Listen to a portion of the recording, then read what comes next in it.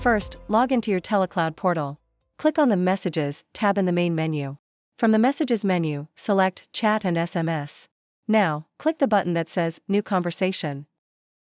In the SMS window that appears, type the phone number you want to send the message to. Make sure to include the full number, including the area code.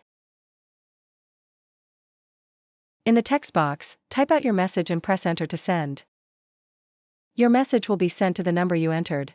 If the person replies, you'll see their response appear in the same chat window. You can continue messaging back and forth just like a regular conversation. When you're done, click the X in the top corner of the chat window.